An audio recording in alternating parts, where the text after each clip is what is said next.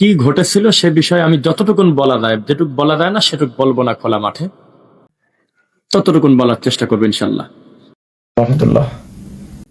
4টা পাথর মারছে আমার মাথায়। পৌরসভার রাস্তার ড্রেনের ওই যে ঢালাই রাস্তার কাজ হচ্ছে, আর বাড়ি দিয়েছে, আর এখানে কাটিয়ে দিয়েছে, এখানে 4-5 জায়গা। ডাক্তার ওষুধ দিয়েছে, আলহামদুলিল্লাহ। আমি যার যার মাহফিল নিছি, যত প্রোগ্রাম সামনে, যত কষ্ট হোক, আমি ইনশাল্লাহ চেষ্টা করবো আপনাদের আমানত ঠিক রাখার। আমার জন্য দোয়া করবেন। পুলিশ দায়িত্বশীল আচরণ করছে। বাঘা থানার ওসি ভালো আছে, আলহামদুলিল্লাহ। উনি নতুন আসছে, সঙ্গে সঙ্গে 999-এ ফোন দেওয়ার পর তারা এসে উদ্ধার করে তাদের গাড়ি নিয়ে এসে আমি আমার বন্ধু মোহাম্মদ আলী বিন মুক্তারের বাসায় আমি এখন আছি। আমাদের মাথার পিছনে পাথর মারছে 4টা। তারপর অস্ত্র ওদের হাতে ছিল। আমরা আল্লাহ কিভাবে বাঁচাইছে এটা আমি এখন লাইভে বলতে পারতেছি না। আলাদা করে বলবেন আপনার পরিস্থিতি কত কঠিন। আর আমার সফর সঙ্গে সাকিব বিন ওয়াহিদ সে আহত হয়েছে। আল্লাহ সবাইকে হেফাজত করুক। আপনারা দোয়া করবেন। আমাকে বলছে যে আপনি কি মামলা করবেন। আমি বলছি না, যে ভাইয়েরা আমাকে দাওয়াত দিয়ে নিয়ে আসছে, তারা কি করবে তাদের ব্যাপারে আলোচনা করুক। আমি কারো মামলা করতে আসি নাই। তবে হামলাকারীর ছবি, তাদের ভিডিও ফুটেজ থানায় আছে। তারা নিজের গাড়িতে করে নিয়ে এসে আমাকে সুন্দরভাবে মহাসড়কে গাড়িতে তুলে দিয়েছে। আল্লাহর কাছে আমি দোয়া চাই সবার কাছে, আল্লাহ তাআলা আমাকে হেফাজত করুক, আপনাদেরকে হেফাজত করুক। ইনশাল্লাহ দেখা হবে। আচ্ছা, আপনি বলেন, একটা মানুষ, একটা আলেম, একটা বক্তা, একজন দায়ী শিরকের ব্যাপারে যদি কথা বলতে না পারে, তাওহীদের ব্যাপারে যদি জাতিকে বলতে না পারে, তো কি বিষয়ে বলবে? আছেটা কি বিষয়? আল্লাহর হকে সবচেয়ে দামি জিনিস তাওহীদ ঠিক রাখা। তাওহীদ যদি কারো ঠিক না থাকে, তার সব শেষ। আর শিরিক যদি করে, তাহলে তার এত কষ্টের তাওহীদটা আর টিকলো না, থাকে না। এটা কমন জিনিস। দুর্ভাগ্য ওই সময় আমরা যখন এগুলো ভেঙে ভেঙে বলতে যাই যে কোনটা কোনটা শিরিক, তখন আমাদের পর বিপদ নেমে আসে। 2 নম্বর কথা, দেখেছেন দৃশ্যতে আমরা মায়ের খাইছি। পিছনে পাথর মারেছে 4 বার, এদিক দিয়ে অনেক জায়গা ক্ষত বিক্ষত। এই মায়েরগুলি আমরা খেয়েছি। এমন কোন ইতিহাসে আমি পাই নাই, বিচ্ছিন্ন ঘটনা পৃথিবীতে আছে আমি জানি না, যে আমরা লোক বেশি থাকার কারণে মাঝাবি কোনো মাহফিলে গিয়ে সরাসরি ওই বক্তাকে ধরে মারছি। আমি পাইনি, আপনারা পেলে বলেন। এই খারাপ কাজ আল্লাহ আমাকে দিয়ে, আমাদের দিয়ে করার না, আলহামদুলিল্লাহ। তারা পরিকল্পিতভাবেই দিনকে বাধাগ্রস্ত করার জন্য, সঠিক কথা যাতে মানুষ বুঝতে না পারে সেজন্য তারা বিরোধিতা করে। এটা তাদের ওয়াদাবদ্ধ। তারা দেখেন, একই বক্তা আমি বক্তব্য দিয়েছি প্রায় 50 মিনিটের মতো, একটা টু শব্দ কেউ করল না, একটা কথা বলল না। হঠাৎ করে 5 মিনিটের ভিতরে পরিস্থিতি কি হইল, ধাম করে এসে মাইকটা নিয়ে তারা হট্টগোল লেগে মঞ্চেই দৌড়াদৌড়ি, জুতা, কি বলে আপনার, লাঠি, চেয়ার, আগে থেকেই। আমি লোমহর্ষক একটা জিনিস দেখাবো, এখান থেকে দেখা যাবে না যদিও, দেখলে বুঝতেন একটা মানুষ কি পরিমাণ হিংস্র হতে পারে। এরা আমাদেরকে মারার জন্য নিয়ে আসছে মাদ্রাসার ছোট ছোট কোরআনে হাফেজ বাচ্চাদেরকে, মাসুম, কারোর বয়স 8 বছর, কারোর বয়স 9 বছর, কারোর বয়স 11 বছর। আমার প্রশ্ন, যখন একটা জায়গা মারামারি শুরু হয় তখন কি অত হুঁশ থাকে কে কাকে মারে? আল্লাহ না করুক একটা বড় ক্ষতি যদি এই বাচ্চাটার হয়ে যায়, এই হুজুরের এই দায়িত্ব কে নেবে? ওই বাচ্চার বাপ কিন্তু কাশীনাথপুর বাড়ি, দিয়েছে রাজশাহীতে পড়তে, হতে পারে আবাসিক আছে। হুজুর তাকবীর দিয়ে এই বাচ্চাদেরকে নিয়ে মাহফিল বন্ধ করতে গেছে, মারামারি করতে গেছে। এই ছোট বাচ্চা যদি একটা বড় ক্ষতি হয় বা মানুষের পাড়ায় মরে যায়, এই দায়িত্বটা কে নেবে? এই বাচ্চা ছেলের হাতে আরএফএল চেয়ার তুলে দিচ্ছে, লাল চেয়ার, আর তুমি বলতেছে তুমি জোরে জোরে ঢেলাও। কি করবেন বলেন? তারপরেও তো কিছু পাওয়া যাচ্ছে না। ওয়াকুলিল হাক্কু মির রব্বিকুম, হক যেহেতু মসজিদ, মাদ্রাসা, ঈদগাহ, গোরস্থান থেকে আসে না, হক আসে আল্লাহর পক্ষ থেকে। কোন জায়গা থেকে আল্লাহ কাকে হেদায়েত দেবেন এটা আল্লাহ জানেন। তবে আমাদের বাঘার ভাইয়েরা এই দিক থেকে সাকসেস, যে কোনো না কোনো একদিন ওই বাঘার মাটিতে, বাঘার সদরে, ওই মাজারের পাশে তারা অন্তত দাওয়াতি কাজটা করতে পারছে। কান পর্যন্ত অন্তত পৌঁছালে ওদের হক বাতিল কি। আর কোনোদিনও যদি না হয়, তবুও তারা বুঝতে পারবে যে না, কারো না কারো মাধ্যমে আমাদের কান পর্যন্ত গিয়েছিল যে মানুষ হয়ে মানুষকে সিজদা দিলে পাপ হয়। আমি বলেছিলাম যে আমরা আলেম ওলামারা আমরা মীমাংসিত বিষয় নিয়ে কথা বলি। পুরা লাইফটা দেখেন, সুদ একটা মীমাংসিত পাপ, ঘুষ একটা মীমাংসিত পাপ, জেনা বা বিচার একটা মীমাংসিত পাপ, সমাজে বাদ্যযন্ত্র চলে একটা মীমাংসিত পাপ, নাস্তিক মোরতাদরা আমার আল্লাহ এবং তার নবীকে নিয়ে কটূক্তি করে এটা একটা মীমাংসিত পাপ। সমাজে ঘটে যাওয়া বহু পাপ আছে যে পাপে আহলে হাদিস হানাফি সবাই একমত। এই সব ব্যাপারে আপনারা কেন একমত হন না যে আমরা সব তরিকা ভুলে গিয়ে চলো আমরা মাঠে নেমে এই পাপগুলোকে আমরা বন্ধ করি, বেশি বেশি প্রচার করি খুতবার মাধ্যমে, মাহফিলের মাধ্যমে। চলো আমরা সবাই মিলে একটা কাজ করি, অন্তত এই বাঘার মাটি থেকে মরা মানুষকে সেজদা দেওয়াটা বন্ধ করি। এটা মীমাংসিত না অমীমাংসিত ব্যাপার? সব ইমাম একমত যে কোনো মানুষ হয়ে মানুষকে সেজদা দেওয়া যাবে না, সেটা যদি মরা মানুষ হয় তাহলে তো আরো কঠিন। এই ব্যাপারে আপনারা হুজুররা একমত হন না কেন? বলতে বলতে মুহূর্তের ভিতরে এসে মাইকটা নিয়ে বাকি তো পরিস্থিতি সব দেখছেন।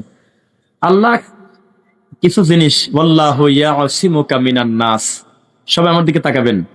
কুল ইয়া আইয়ুহার রাসূল, হে নবী আপনি বলে দেন, বাল্লিগ মা উনজিলা ইলাইকা মির রাব্বিক, রাসূলকে আল্লাহ বলতেছে যে আপনি প্রচার করেন রবের পক্ষ থেকে যেটা আসছে সেটা।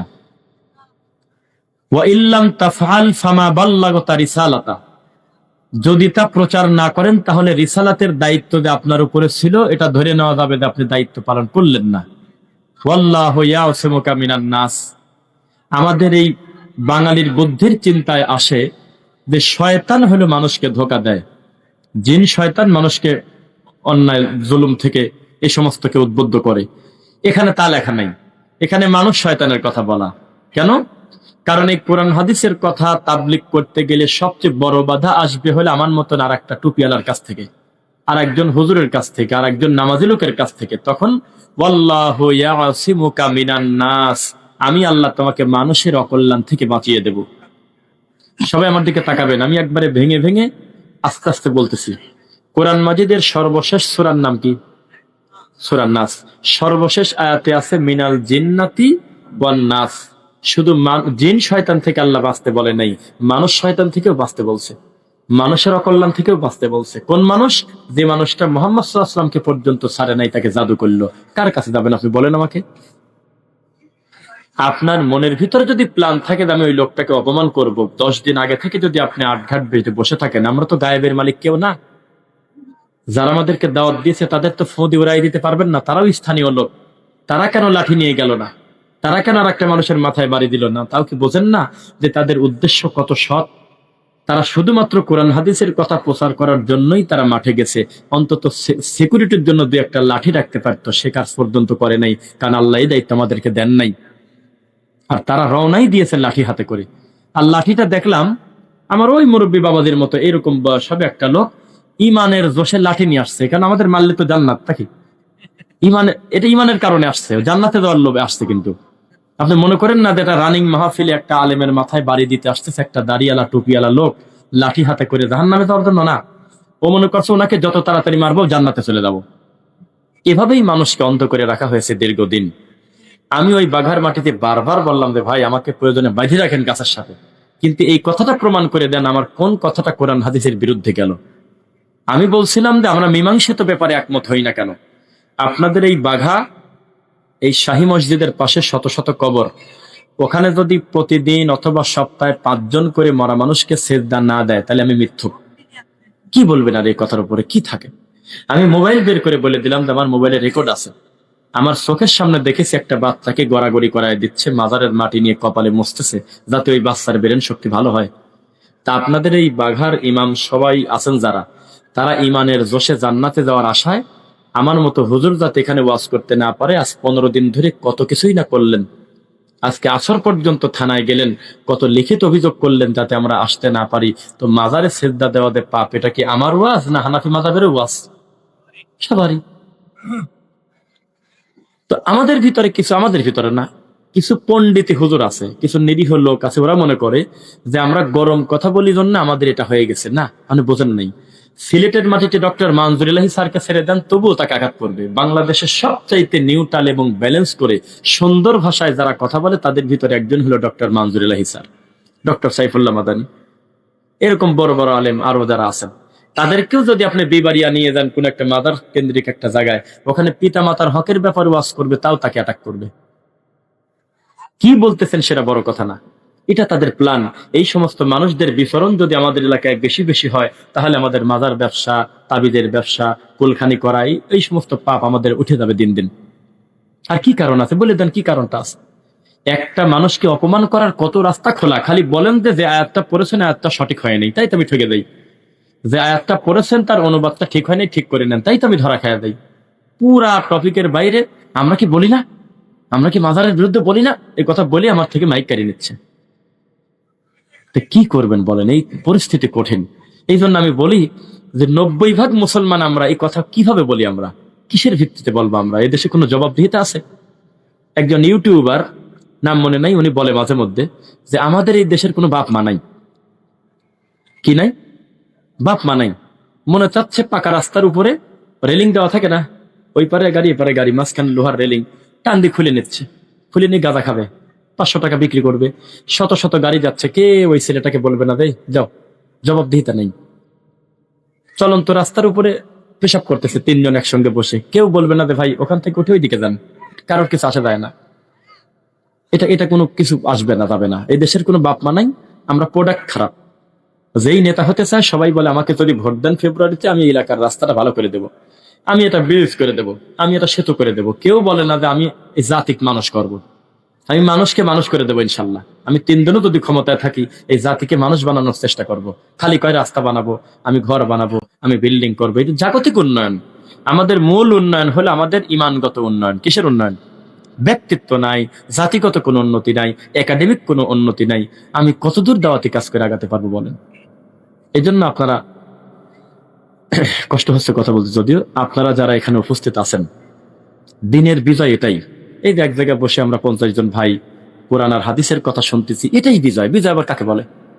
বিজয়কে আসমান থেকে একটা আগুন আসবে, সে আগুনে নিয়ে চলে যাবে আর হয়ে গেল না, এটাই বিজয়।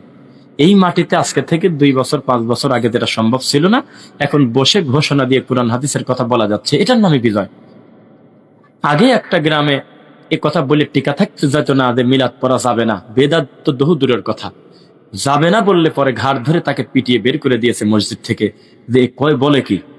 সেই মাঠে এখন অহরহ খুতবা দিচ্ছে যে না আসলে এটা পরিত্যাজ্য, এটা ভালো না, অনেক কাজ হচ্ছে। তো সুতরাং আপনারা একটু চোখ কান খোলা রেখে কল্যাণের দোয়া করেন। দোয়া কিন্তু 2টা।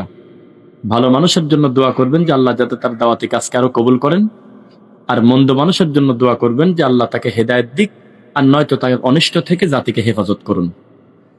যে একটা মাওলানা, যে একটা হুজুর আমাদেরকে মারতেছে, আমাদেরকে পাথর দিয়ে পিটাচ্ছে, আমাদের ভাইদেরকে রক্তাক্ত করতেছে, আমাদের একজন ভাই আসাদুল্লাহ সাকিব বিন ওয়াহিদের এখানে কপাল কেটে গেছে, আরো বেশ কয়েকজনের মোবাইল পর্যন্ত কেড়ে নিয়েছে। বলেন, আমাদের মারার সাথে মোবাইল কেড়ে নেওয়ার সম্পর্কে, মোবাইল নিয়ে নিয়েছে, পরবর্তীতে আবার আরেকভাবে নেওয়া হলো আর কি।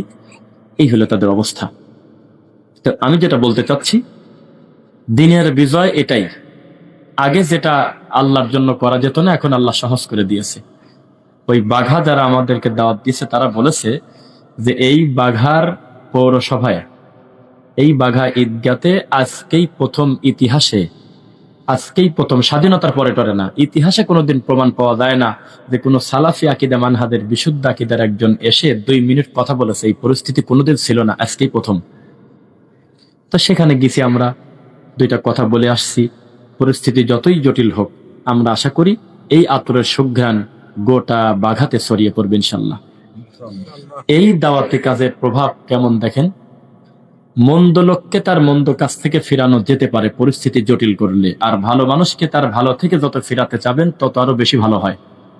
একটা মেয়ে বোরকা পরে না, তার শ্বশুর বাড়ি যাচ্ছে, রওনা দিচ্ছে, বা বাপের বাড়ি যাচ্ছে, রওনা দেওয়ার আগে যদি কোনো ইহুদি খ্রিস্টান ঘরে ঢুকে বলে তুমি যদি বোরকা ছাড়া শুধুমাত্র শাড়ি পরে যাও, তোমাকে আমি 1 লাখ টাকা দেব, আসলেও বোরকা ছাড়াই যেত, কিন্তু বলার কারণে বলবে তোর টাকার দরকার নেই, আমি বোরকা আজকে পরে যাবো। এটা মানুষের একটা ধারণা, এইভাবে হয়, আল্লাহ নেয় এই কাজ। তা আমাদের ভাইদের যে আঘাত আসলে, আপনার কি মনে হয় যে ওরা কি ঘুমা শিখেছে? তারা কি দাওয়াতি কাজ বন্ধ করে দেবে? আগে নিত 20টা মাসিকাত তাহারিক, এখন আগামী মাস থেকে নেবে 50টা। গত মাস পর্যন্ত 10 জন দিনী ভাই ছিল, এই দাওয়াতি কাজের প্রভাবে হাজারো ভাইদের কাছে দাওয়াত পৌঁছে যাবে ইনশাল্লাহ। এভাবেই আল্লাহ তার কাজ নেবেন, এভাবেই তার দিনের কাজ করাই নেবেন। তো এই জন্য আপনাদের বলি, কুল আমানতু বিল্লাহ, নবী একটা জিনিস শিক্ষা দিলেন একজন সাহাবীকে, তুমি বলো লা ইলাহা ইল্লাল্লাহ। তো মনে করছে আমার কাজ শেষ, নবী বলেন দাঁড়াও, সুম্মাস্তাকিম, আগেরটার থেকে পরেরটা কঠিন। কি? ঈমান আনা যেমন কঠিন, এটার উপরে টিকে থাকা আরো কঠিন।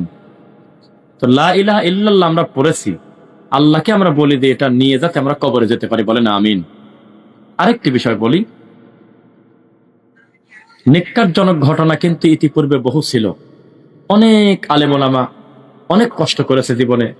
শেখ আব্দুর রাজ্জাক বিন ইউসুফ হাফিজাহুল্লাহ মাঝে মধ্যে বলে যে আমরা মাহফিলের একটা পর্যায়ে এমন পরিস্থিতি ছিল, কোথায় জুতা কোথায় স্যান্ডেল হিসাব ছিল না। কিন্তু এটাতে কত হিংস্র, খুব কাছাকাছি না দেখলে বুঝতে পারবেন না। আমি পুরাটা হাইট রাখতেছি, বলবো না, পরিস্থিতি আসবে। আচ্ছা বলি, ওই যেটুক বলা যায় সেটুক বলি। ওয়াল্লাহি আল্লাহর কসম, আমি ওখানে নাস্তা করতে যখন বসি, ওইখানে বসে আছি, আমার কাছে একটা মেসেজ আসছে, ভয়েস আসছে। সেই ভয়েসে আমাকে যে দাওয়াত দিয়েছে লিটন ভাই, তিনি বলতেছে যে আপনার একটা মতামত জানতে চাই, যারা মূল আসামি, যারা আমাদেরকে আপনাদেরকে মারছে, তারা চাচ্ছে আগামীকালকে 9টার সময় ভিডিও কলে এসে আপনার কাছে ক্ষমা চাবে, আপনি কি বলেন? আজকে বলছে। তাই আমি বলছি যে আমি এখন তাৎক্ষণিক আপনাকে কিছু বলবো না। অপরাধীর ধরন এবং তার অনুশোচনার উপরে আল্লাহর দয়া আসবে। সংবাদ সম্মেলন করে আমরাও উড়ন্ত কেউ না, আমাদেরও সম্মানী আলেমোলামা আছে, আমি হাওয়ার উপরে সিদ্ধান্ত দেব না। ব্যাপারটা not only Rafiqul Islam but also সারা পৃথিবীর তাওহিদবাদীদের ভালোবাসার জায়গায় আঘাত লাগছে। আপনারা সময় দেন, আমরা তো সহজে কথা বলবো না। এই ভয়েসটা তিনি আমাকে একটু আগে দিলেন। তারা বাড়িতে টিকতে পারতেছে না, তাদের নিজের কাছের লোক পর্যন্ত বলতেছে একটা যত বড় খারাপ লোক হোক, ইষ্টিতে গিয়ে তার মাইক কেড়ে নিয়ে মারতে হবে, এই কথা বুদ্ধি পেলা কোথায়? তারা তোমাদেরকে শিক্ষা দিয়েছে। এখন বেশি খোঁচাখুচি করতে গেলে বড় বড় লোকের নাম চলে আসে। এইগুলো যাতে না আসে, এখন আপাতত চাচ্ছে আমার কাছে ক্ষমা চায় একটা ভিডিওতে এসে শেষ করতে। আপনারা দোয়া করেন, আল্লাহ যেন তাদের হেদায়েত দেন। আমার এই ঘটনার পরে শুধু আপনারা কষ্ট পেয়েছেন তা না, আমি বোঝাতে পারবো না যে 1020টা ফোন কত টাইম লাগে আসতে, কত হাজার হাজার মানুষের হৃদয় বিদারক কান্নার ভয়েস, যারা জীবনে আমার মুখটাও দেখে নেই। শুধুমাত্র আল্লাহর জন্য তাদের একটাই কথা ছিল যে আপনি কেমন আছেন, সুস্থ আছেন কিনা, এইটুক শুধু জানান। এই দেশের মাটিতে কাজ আল্লাহ নেবে ইনশাল্লাহ। পড়েন, এই দেশের মাটিতে কাজ নেবে। আমার পিছনে আমার শেখ বসে আছেন, শেখ হাবিবুর রহমান হাফিজাহুল্লাহ, ওনাকে এখন জিজ্ঞাসা করেন। এই কাশীনাথ করে মাত্র 3 বছর আগেও আমরা প্রোগ্রাম করছি, 2 বছর আগেও রানিং মাহফিলের বক্তব্য চলতেছে, মাইকের তার কেটে দিছে। আপনি কি বলতেছেন? এগুলো কাজ হবে ইনশাল্লাহ। সেখানে এখন শত শত হাজারো মানুষ জুমার খুতবায় তাকওয়া মসজিদে আল্লাহকে সিজদা দিচ্ছে, যাই দেখে আসেন। আরো যে ভবিষ্যতে কত বড় মার্কাজ করার স্বপ্ন আমাদের এই তাকওয়া মসজিদকে নিয়ে, আল্লাহ তুমি কবুল করো। এই গোটা পাবনাতে এভাবেই আল্লাহ সুবহানাহু ওয়া তাআলা তার দাওয়াতি কাজ নেবেন। এই জন্য আপনারা মন খারাপ করবেন না, ঝড় আসলে বাধা আসলে আপনারা ভেঙে পড়বেন না, মনে থাকবেন ইনশাল্লাহ। আপনারা শক্ত হবেন যে আল্লাহ এর মাধ্যমে আমাদের সংশোধন করাও, আমাদের দাওয়াতি কাজের গতি আরো বৃদ্ধি করে দাও। দেখেন, কিছু কিছু সময় মানুষ মানুষকে বুঝ দেয়, অনেক সময় আবেগে বলে হ্যাঁ আমাদের কমিটির লোকরা কি করলো, তারা মারধর করতে পারলো না, তারা প্রোটেকশন দিতে পারলো না। ভাই শোনেন, যারা উগ্রবাদী, যাদের ধর্মকর্মের ভয় নেই, তারা সব পারে, কিন্তু একজন তাওহীদবাদী সব পারে না ভাই, এটা হয় না। এত রাগ নিয়ে কথা বলি শিরক বিদআতের বিরুদ্ধে, কোনোদিন একটা হাতের টোকা দিয়ে জীবনে কোনো মাজার পূজারীকে টোকা দিলাম না আমরা, কারণ আমরা মানুষের গায়ে হাত দিয়ে দিন বোঝাতে হবে এই কথা সেখানে আমরা পাই নাই কোনোদিন। এটা হয় না, এটা নীতির বাইরে। কিন্তু তাদেরকে একাডেমিক ভাবে শিক্ষা দেওয়া হয় যে ওরা ইহুদি খ্রিস্টানের দালাল, ওদেরকে যদি মারতে পারো তাহলে জান্নাতে যাবে তাড়াতাড়ি। নইলে প্রত্যেকটা হুজুর যারা আমাদেরকে মারতে আসছিল এই বাচ্চাদেরকে নিয়ে, তারা কোরআনে হাফেজ আলেম, তারা সুদ খায় না, ঘুষ খায় না, চুরি করে না, ডাকাতি করে না, মাথায় কারোর বাড়ি দেয় না। 1 টাকা সুদ খেতে বললে 20 খাবে, তাও খাবে না। সব দিক থেকে ভালো, শুধুমাত্র তাওহীদের ব্যাপারে তারা জিরো। এই কথা তারা মেনে নিতে পারে না। এখন আমি একটা কথা বলি, কেউ কেউ বলে আস্তে আস্তে জাতি একদিন ঠিক হবে। সে আস্তে আস্তে ডেট কবে? আস্তে আস্তে কোনো ডেট আছে? নাই। এই আস্তে আস্তে সংশোধন হতে হতে এই জাতি এই স্বাধীনতা পাইছে নাকি 71-এ শুনলাম, এরপর থেকে এখন পর্যন্ত এই জাতি তার আপন ভাইয়ের সম্পত্তি খাচ্ছে 50 বছর। তার ভিতরে কোনো অনুভূতিই নাই যে আমি হজে যাচ্ছি কিভাবে, পরের হকটা না বুঝে দিয়ে চলতেছে। এই তো স্বাধীনতা। একা একা কবে বুঝবে এই লোকটাকে আপনি যদি না বোঝান?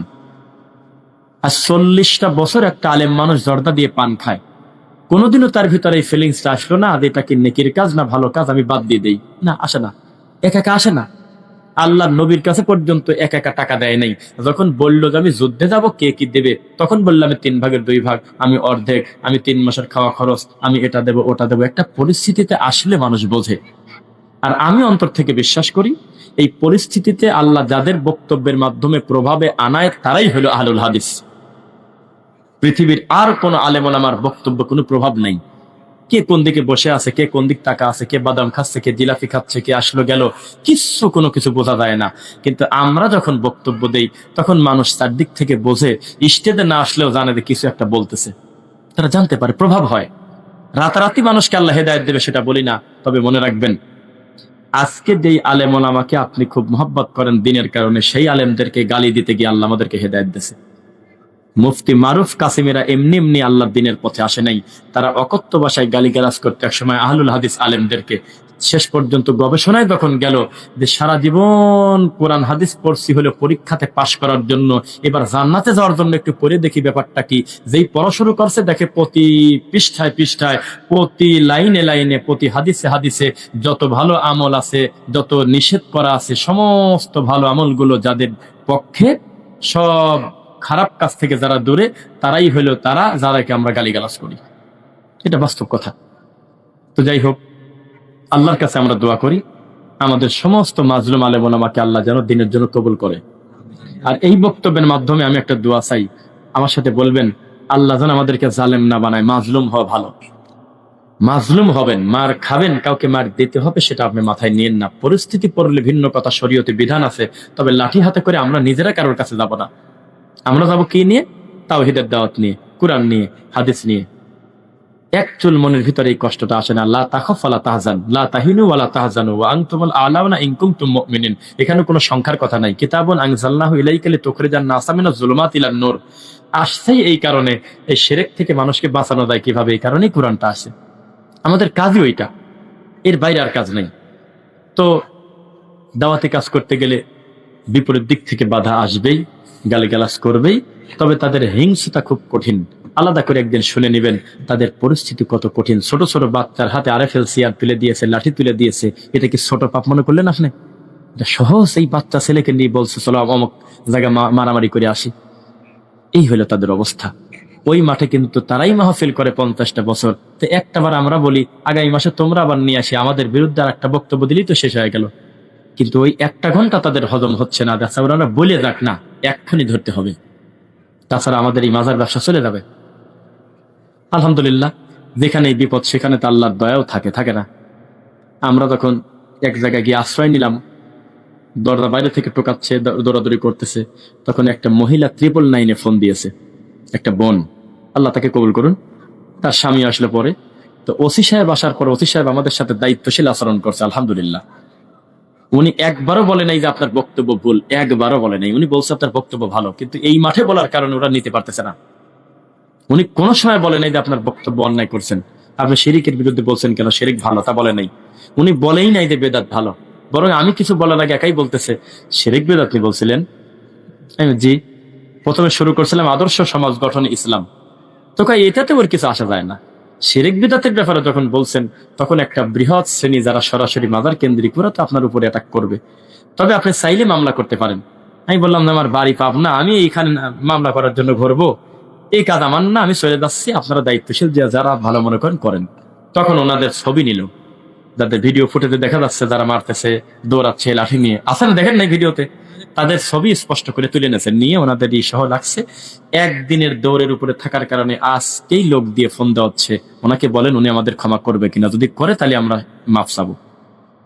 তো বিষয় হলো, মাজলুম হওয়া ভালো, জালেম হওয়া ভালো না। সারা পৃথিবীর দায়িত্বশীল কোনো মাযহাবী হানাফি হুজুরও আমার বিরুদ্ধে একটা লেখা লিখতেছে না যে না উনি ভুল করছে। কি বলতেছে? তাদের সাথে আমাদের যতই অমিল থাক, ইষ্টিতে গিয়ে একটা লোকের মারা লাগবে, ধরা লাগবে, রক্তাক্ত করতে হবে, এইটা কোথায় শিখলে তোমরা? এটা সিস্টেম।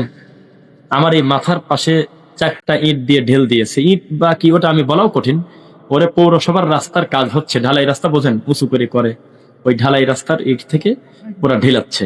তো যারা মারতেছে তারা টুপিওয়ালা, তারা কোনো হিন্দু না। যারা ঢেল দিচ্ছে প্রত্যেকে তারা হলো মাথায় টুপি, মুখে দাড়ি, তারা আমাদেরকে গালি দিচ্ছে মা তুলে, যে পালাতে দেওয়া যাবে না, দৌড়াদৌড়ি করতেছে। আর বাকি অন্যান্য জায়গায় অবস্থা তো দেখালাম না, বললাম না। প্রথমে আমার হাতে হাত কাটছে হালকা একটু, ধরে এইভাবে টান দিচ্ছে। ভিডিওতে একটু মনে হয় বুঝতেছেন আমি চেয়ারে বসে আছি, আর কিছু ভাই আমাকে এভাবে ঢেকে রাখার চেষ্টা করতেছে, কিন্তু ওনারা বারবার ওই আমাকেই করতে যাচ্ছে। খুব হিংস্র একটা মানুষ। এই 2025 সালে উনি কিভাবে দাবি করে যে আমি হলে মাজারের খাদেম? এটা বলে কিভাবে? একটা হুজুর মানুষের মুখে এই কথা আসে কিভাবে যে আমি হয়তো মরা মানুষের কবর দেখাশোনা করি? এটা হয় কিভাবে? এই 2025 সালে একটা লোক নিজের পরিচয় দেয় কিভাবে আমি হলো অমুক মাজারে দায়িত্বে আছি? এটা বলে কিভাবে? উনি মসজিদের দায়িত্বে থাকবে। একটা মানুষ হবে আলেম, হাফেজ, মুয়াজ্জিন, মুসল্লি, এইগুলি হবে। সে কেন পীর হবে? সে কেন মুরিদ হবে? সে কেন এই সমস্ত খাদেম হবে? খাদেম হবে কোরআনের খাদেম। কি? কোরআনের খাদেম হবে, দিনের খাদেম হবে, ইসলামের খাদেম হবে, আল্লাহর ঘরের ঝাড়ু দেবে। বহু সভাপতি দেখছি, আল্লাহ বহু সম্মান দিয়েছে মসজিদের সভাপতি, মানুষ যখন ঘুমায় আস্তে করে সে টয়লেট পরিষ্কার করে, ওদুখানা পরিষ্কার করে, অথচ নিজে বড় মাওলানা, মসজিদের কাজ তিনি নিজে করে। এরকম দেখেছি আমরা। তো সুতরাং আল্লাহ নিয়ে আসেন শেখকে। আলহামদুলিল্লাহ, আমরা দোয়া করি মহান রব্বুল আলামিন আমাদের দিনী ভাই পরবর্তীতে যারা তৈরি হবেন, যেমন আমরা কিন্তু শেখ আব্দুর রাজ্জাক বিন ইউসুফ হাফিজাহুল্লাহর এই বক্তব্য শুনতাম এক সময়, যে তার দাওয়াতি কাজ করতে গিয়ে ডক্টর আসাদুল্লাহ গালেব স্যার যখন দাওয়াতি কাজ করছে, আমাদের সিনিয়র আলেমরা, তখন এই মাঠের অবস্থা কত কঠিন ছিল, ছিল না? আমরা কিন্তু মোটামুটি একটা গড়া মাঠ পাইছি। এটা কি হাওয়ার উপরে পাইছি, না আমাদের আগের আলেমদের কষ্ট আছে? আবার আমরা যে মায়ের খাচ্ছি, পাথর মারা খাচ্ছি, পিঠে আঘাত খাচ্ছি, জুতা স্যান্ডেল দেখে চলে যাচ্ছি, বহু নির্যাতন সহ্য করতেছি, এর পরবর্তীতে আমাদের ছোট ভাই, আমাদের ছেলেরা এসে আরো গড়া মাঠ পাবে, আরো স্বাধীন মতো কথা বলতে পারবে। এটা আমার মনের বিশ্বাস ইনশাল্লাহ। এখন এই বাঘার ভাইয়েরা বসে থাকবে এটা আপনি মনে করেন না। তাদের অস্ত্র লাঠি না, তাদের অস্ত্র কোনো বন্দুক না, তাদের অস্ত্র হলো কোরআন হাদিসের দাওয়াত। তারা বলতেছে যে এতদিন দাওয়াতের গতি যেমন ছিল আমরা আরো ভালো কাজে বাড়ায় দেব, আরো বেশি করে কাজ করে এই বাঘার মাটিতে এমনও হতে পারে আপনাকেই নিয়ে এসে পুলিশের উপস্থিতিতে দায়িত্বশীল ওলামা সহ এবং গ্রামের লোকজনই বলবে মানুষটাকে আজকে থেকে 2 বছর আগে অপমান করছিলাম, ওই মানুষকে নিয়ে আসো, আমরা নিজেরা প্রোটেকশন দিয়ে তার মুখের 2টা কথা শুনবো, হয়েই যাবে ইনশাল্লাহ।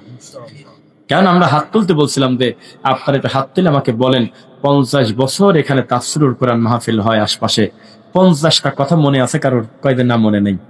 আর আমরা বলছিলাম আমাদের এক একটা মাহফিল অন্তত 30টা আমলের কথা থাকে, যেটা আপনারা ইতিপূর্বে হয়তো শোনেন নাই, শুনলেও মানেন নাই, তারা স্বীকারও করল। এই জন্য আমাদের ভালো কাজ আমরা করেই যাব, কখনো আমরা দাওয়াতি কাজ বন্ধ করব না। শারীরিক গতি কমাতে পারি আমরা, ইমানের গতি কমবে না ইনশাল্লাহ। সাময়িক শরীর খারাপ হতে পারে, ইমান যেন খারাপ না হয়, মনে রাখবেন, মনে থাকবে তো ইনশাল্লাহ, ইমান যাতে আমাদের খারাপ না হয়। আমি এদের কথা বলতেছি এখন, কত হাজার মানুষের কাছে আমার এই বক্তব্য পৌঁছাচ্ছে আপনি কল্পনা করতে পারবেন না। কেন? কারণ লক্ষ লক্ষ তাওহীদ প্রেমী মানুষ পারতেছে না যে আমাদের মুখোমুখি এসে একটু আমাদের সাথে দেখা করার, যে কি এত বড় ঘটনা ঘটে গেল, তারা আজকের বক্তব্যের মাধ্যমে আমার এই কথাগুলো শুনতেছে এই পাবনার মাটিতে। আমরা দোয়া করি আল্লাহ আমাদের ভাইদের দোয়া কবুল করেন। গত কয়েকদিন আগে মৌলভীবাজার আউশ কান্দি, নাম শুনছেন? মৌলভীবাজার, সেখানেও একজন বড় আলেম ছিলেন, শেখ সাদি বিন আব্দুর রশিদ মাদানী, যিনি হলো মসজিদে নববীর জুমার খুতবার অনুবাদ করে এনটিভিতে নিয়মিত। বিশাল বড় আলেম। আমি রফিক বিন সাইদ, সাকিব বিন ওয়াহিদ এখানে আছেন, মোহাম্মদ আলী বিন মুক্তার, আতাউল্লাহ বিন জামশেদ, আইনুদ্দিন আল আইনি, এরকম প্রায় 12 জন দায়ী আমরা রওনা দেব, যে আল্লাহর একটা ঘর উদ্বোধন করব, নাম হলো সালাম এডুকেশন সেন্টার। জবরুল মিয়া নামে একজন লন্ডন প্রবাসী, তার রক্ত ঘাম করা পয়সা দিয়ে তিনি নিজে তার উপার্জনের সব টাকা, প্রায় অধিকাংশ টাকা দিয়ে সুন্দর একটা আল্লাহর ঘর করছে, নাম দিয়েছে সালাম। কি নাম দিয়েছে বলেন তো? এটা কোনো দলের নাম? সালাম। এই মসজিদটা যেদিন উদ্বোধন করতে যাব 3 দিন আগে উনি ফোন দিয়ে বলতেছে আপনারা আসেন না। এই কথা বলি ওনার কান্নার মতো অবস্থা। কেন? তো বলতেছে আমার ধারণা যেভাবে চারপাশে পরিস্থিতি ঘোলাটে করতেছে, তাতে আপনারা আসলে আপনাদের একটা ক্ষতি হয়ে যাবে, তখন আমরা নিজেদেরকে ক্ষমা করতে পারবো না, আপাতত আসেন না, পরবর্তীতে জানাবো। তা আমরা কত মাহফিল বন্ধ হয় এটা মনে করি অস্বাভাবিক না মনে করে চুপ করে বসে আছে, আচ্ছা যা হবার হয়েছে, পোস্ট দেয়নি। ওই দিন শেখ সাদি বিন আব্দুর রশিদ মাদানী ওই জুমার খুতবা সিলেটে দিয়েছে, সিলেট দিয়ে উনি মাহফিল করতে দেয় নাই, মনে করছিল ঘুরে আসি বা এটা দেখে আসি। ওরা যে আগেই পরিকল্পনা করে রাখছে যে এখানে কাউকে মাহফিলের জন্য না, নামাজও করতে দেব না, নাউজুবিল্লাহ পড়েন। সঙ্গে সঙ্গে তাওহিদি জনতার নাম দিয়ে নারায়ে তাকবীর দিয়ে হাজার হাজার টুপিয়ালা গিয়ে এই এখন কথা বলতেছে মাইকে, এখন পর্যন্ত আল্লাহর ঘরে তালা চলতেছে। এখন আজকে পর্যন্ত কথা বলতেছে, আমার গায়ের লোম গুলি দাঁড়া যাচ্ছে। কোন জাতি বলেন? এরা হুজুর, এরা কোরআন পড়ে, এরা হাদিস পড়ে, আল্লাহর ঘরে এখন তালা চলতেছে। আপনাদের দৃষ্টিতে সবচেয়ে খারাপ লোক হলো আবুল সরকার, কারণ সে আল্লাহকে নিয়ে কটূক্তি করছে। তো কটূক্তি করছে তো একদিন, যে বিপদে পড়ছে জেলে ঢুকে গেছে, ও যদি বাড়ায় 100 বছরে একটা কটু কথা বলবে না যে বিপদে পড়ছে। হুজুরের কি হবে? আল্লাহর ঘর তালা দিয়ে দিচ্ছে, মানুষকে ধরে মারতেছে, অমুককে ধরো মারো কাটো, এখন পর্যন্ত ওই মসজিদে তালা, উপায় নেই। তারপরে শুধু তালা না, বলতেছে যে এটাকে ভেঙে গুড়িয়ে দাও। এখন কি করবেন বলেন? দিন বোঝার পরে আমাদের কাছে সবচেয়ে প্রিয় জায়গাই তো আল্লাহর ঘর, নাকি মনে করেন? কোরআন হাদিস, আল্লাহর ঘর, মাদ্রাসা, এগুলো নিয়েই তো আমরা থাকবো। এগুলোতে যদি আমরা স্বাধীন মতো কথা না বলতে পারি, এটার নাম স্বাধীন এ কথা বলা যায়? এই দেশের কোনো বাপ মা আছে? এর কোনো জবাবদিহিতা আছে? আমরা জবাবদিহিতা চাই। আল্লাহ তুমি আমাদের সকলকে দিনের জন্য কবুল করো। তাদেরকে আমরা শাস্তি চাই না, তারা চাই যে আল্লাহ ইমানের স্বাদটা যেন পায়, তাওহীদের মজাটা যেন পায়। মুফতি মারুফ কাসেমের মতো, সবাই তাকান আমার দিকে, জর্দা খাওয়া হালাল না হারাম? বুঝে কথা বলেন, জর্দা খাওয়া হালাল না হারাম? এই 2025 সালে একটা মুফতি জর্দাকে হালাল প্রমাণ করার জন্য একজন মাদানী আলেমের সাথে বাহাস পর্যন্ত করছে। উনি হলো জর্দার পক্ষে, আর আমাদের মাহবুবুর রহমান মাদানী তিনি হলো জর্দার বিপক্ষে। এত বড় ভয়ঙ্কর মুফতিকে গত 28 নভেম্বর আল্লাহ ঘোষণা দেওয়া হয়েছে গোটা জাতির সামনে যে তিনি আহলে হাদিস হয়ে গেছে। কতবার যে ফোন দিয়েছে আমার এই ঘটনার পর, আমি তা হিসাব করতে পারবো না, খালি কাঁদতেছে। 28 নভেম্বর শুক্রবার জুমার দিন পূর্বাচল সালাফি কনফারেন্সে আমাকে জড়ায় ধরে বলতেছে, আপনি আমাকে ক্ষমা করছেন কিনা বলেন। কিসের ক্ষমা? কি করছেন আপনি? বলে যে মাত্র কয়েকদিন আগেও আমি আহলে হাদিস হওয়ার আগ পর্যন্ত আপনাদের কি অকথ্য ভাষায় গালিগালাজ করছি, জুলুম করছি, তার হিসাব নেই। এখন আমি দিন বুঝতে পারছি, আমাকে ক্ষমা করে দেন। আমি বললাম না, আমি পেয়ে গেছি। এই কথা যেহেতু মুখ দিয়ে বলছেন, অটো ক্ষমা, এর কোনো আর আলাদা করে আমি ক্ষমা করার কি? এমনি ক্ষমা, যেহেতু আল্লাহর দিন মেনে নিয়েছেন, আল্লাহ তাকে দিন বোঝার সুযোগ দিয়ে দিয়েছে। তাকে আমরা বললাম যে আপনাদের মাদ্রাসায় কি পড়ানো হয়? তো বলে এগুলোই আমাদের কট্টরপন্থী শেখানো হয়। কোরআন হাদিস ধরার আগে এইটা বোঝানো হয় যে আহলে হাদিসটা কিন্তু ইহুদির দালাল, এটা কিন্তু মাথায় রাখো। এভাবেই আমাদের পড়াশোনা, এভাবেই আমরা গড়ে উঠেছি, এভাবেই আমাদের তরবিয়ত গড়ে উঠেছে, এভাবেই আমাদের পড়াশোনা শুরু। যার কারণে দেখবেন ওই যে আসতে আমাদের গাড়ির ভিতরে এক ভাই বললেন যে একজন সুন্নি হাদিসের একটি ইবারত বা কোরআনের একটা ইবারত পড়তে গিয়ে জবরকে জের বলে ফেলছে। এটা একটা ভুল না? জবরকে জের বলে ফেলছে। এটা বলার কারণে এই এই মুফতি সহ্য করতে পারেনি, শত শত ভিডিও বানিয়েছে, হাসাহাসি করছে যে আরে তুমি গ্রামার বোঝো না। মানে ওনারা গ্রামার বোঝে, কোনোদিন অস্বীকার করিনি। এত সুন্দর গ্রামার বোঝে যে আপনি একটু জবরকে জের করবেন, উনি ধরে দেবে। শুধুমাত্র বোঝে না হলো ইমানটা, শুধুমাত্র বোঝেন আল্লাহর তাওহীদটা, শুধুমাত্র বোঝেন আল্লাহর দিনটা। গতকালকে বক্তব্যের শুরুতে মনে হয় আমি একটা আয়াত পড়ছিলাম, আয়াতটা পড়ি। আউযু বিল্লাহি মিনাশ শাইতানির রাজীম। ফা'লাম আন্নাহু লা ইলাহা ইল্লাল্লাহ। হে নবী, আপনি নিজেও আগে এই ইলম অর্জন করেন, আগে আল্লাহ ছাড়া কোনো সত্য মাবুদ নাই। এটা আমি বলছিলাম। তার মানে আল্লাহর নবীকে বলতেছে আপনি আগে ইলম অর্জন করেন। কোন ইলম? আল্লাহ ছাড়া কোনো সত্য ইলাহ নাই। এটার নাম তাওহীদের ইলম না? বলেন তো। এই তাওহীদ শিক্ষা করা সুন্নাত না নফল? ফরজ। অথচ এই তাওহীদের মাপকাঠিতে যদি আমাদের এই গোটা দেশকে যদি আমরা বিচার করি আর যদি সিগনেচার নেই, তাহলে দেখবেন যে 98 জন শতকরা তার বেশি আল্লাহর তাওহীদের কাছে জিরো। শিরকের ব্যাপারে তারা কোন জ্ঞান রাখেন না, অথচ শত শত বছর ধরে তারা দায়িত্ব পালন করে যাচ্ছে। আমরা আশাবাদী আল্লাহর এই জমিন একদিন তাওহীদবাদীদের জমিন হবে ইনশাআল্লাহ। আমরা যদি কেউ না পারি, ঈসা আলাইহিস সালাম তো আছে, এত টেনশন নেওয়ার কিছু নেই। আমাকে দিয়ে আল্লাহ করাবেন সেটা না। তিনি তো বলতেইছে কুলিল হাক্কু মির রাব্বিকুম, আমার পক্ষ থেকে হক আসে। তা আমার তার এই কথা বলা যাচ্ছে না যে যেহেতু এই গ্রামে হুজুর বেশি তাহলে ওখানে আল্লাহ হক দেবে না। আল্লাহ বলেই নেই কথা, বলছে আমার পক্ষ থেকে আসবে। আমি যাকে দিয়ে দেওয়াবো তাকে দিয়ে দেবে। আমি জাকির নায়েককে দিয়ে মনে করছিলাম সারা পৃথিবী একটু নড়চড় করে দেবো যে দ্বীনি ইলম কাকে বলে, দেওয়াইছি। শেখ আহমেদ দিদাতকে দিয়ে এক সময় দেওয়াইছিলাম, কালো মানুষকে দিয়ে সারা পৃথিবী কাঁপিয়ে দিয়েছি। এভাবেই আমি তাওহীদের খেদমত নেব। তো বিষয় হলো আল্লাহ সুবহানাহু ওয়া তাআলা একদিন না একদিন হকের বিজয় দিবেন। কেউ না পারলে ইমাম মাহদী আলাইহিস সালাম তো আসবেন না, আসবেন কিনা? যদিও আমাদের ভিতরে এটা নিয়েও মতানক্য, অনেকে নিজেদেরকে ঈসা নবী দাবি করে, নিজেদেরকে ইমাম মাহদী আলাইহিস সালাম দাবি করে, নাউযুবিল্লাহি মিন যালিক। কেউ কেউ বলে ইমাম মাহদী আলাইহিস সালাম এসে গেছেন, তিনি সৌদি আরবের জেলে বন্দী আছে, কত কিছু বলে, নাউযুবিল্লাহ। যা খুশি মুখ দিয়ে বলে দিচ্ছে, মা ইয়ালফিদু মিন কাওলিন ইল্লা লাদাইহি রাকিবুন আতীদ। জবান থেকে যে কথা বের হয় সে কথা কিন্তু আল্লাহর কাছে রেকর্ড থাকে। ইন্নাল্লাহা লা ইয়ানজুরু ইলা সুওয়ারিকুম ওয়া আমওয়ালিকুম ওয়ালাকিন ইয়ানজুরু ইলা কুলুবিকুম ওয়া আমালিকুম। আল্লাহর কাছে সৌন্দর্য, চেহারা আর এই ধন সম্পদ দেখার টাইম নেই, তিনি দেখবেন মানুষের অন্তর এবং তার আমল, নেক আমল। তো সেজন্য এখন কয়েকটা আমল দিয়ে কথা শেষ করি। প্রত্যেকটা মাহফিলে হাতে হাতে যাতে ফল পাওয়া যায়, এই জন্য আমার প্রত্যেক মাহফিলের পূর্বে প্ল্যান থাকে অন্তত 10টা আমল আমি দিয়ে আসবো। 1 নম্বর আমল দিয়ে দেয়, মান কানা ইউমিনু বিল্লাহি ওয়াল ইয়াউমিল আখির ফালিয়াকুন খায়রান আও লিয়াসমুত। সত্যি যদি কেউ ঈমান আনে, আল্লাহকে ভয় করে, পরকালে বিশ্বাস রাখে, সে যেন কথা না বলে, চুপ থাকে। যদি বলেন চুপ থাকবো মানে কথাই বলবো না, জি না, বলবেন না। ফালিয়াকুন খায়রান, যদি বলতেই হয় শুধু ভালোটা বলবেন, নইলে কথাই বলবেন না, কোনো মন্তব্য না, কোনো কথাই না, চুপ। একজন একজনের বিরুদ্ধে বলতেছে, চুপ, থামিয়ে দিবেন, বদনাম শুনবেন না, কোনো মন্তব্য করবেন না এলেম ছাড়া। আমি বারবার বলি এই কথাটা, এলেম ছাড়া টয়লেটে ঢোকা দেয় না, জানেন? এই গ্রাম থেকে একটা লোককে ধরে নিয়ে যদি আমি ঢাকাতে একটা মানে মোটামুটি মানসম্মত একটা 5 স্টার হোটেলে নিয়ে যদি হাই কমোটে বসায় দিই, কি করবেন? কোন পানি খরচ করতে পারবে সে? তো এটা এলেম লাগবে না? এলেম ছাড়া টয়লেটে বসা যায় না। বিদেশি টয়লেট আরো সিরিয়াস, সেখানে হাতের ডানে বামে বহু সুইচ থাকে। একজন রোগী যখন নিজে হাঁটাচলা করতে পারে না, হুইল চেয়ারের মতো বসে থাকে, তাকে ওখানেই পেশাব পায়খানা করতে হচ্ছে, তার ডানে বামে সুইচ থাকে অন্তত 10টা। কিভাবে তার আরাম হবে, কিভাবে সামনের দিকে ঝুঁকে যাবে, কিভাবে পিছনের দিকে ঝুঁকে যাবে, কিভাবে হাতটাই হবে, কিভাবে পায়খানা করার পরে তার পানি খরচ হবে, অন্তত 10টা বাটন থাকে। এগুলো এলেম না?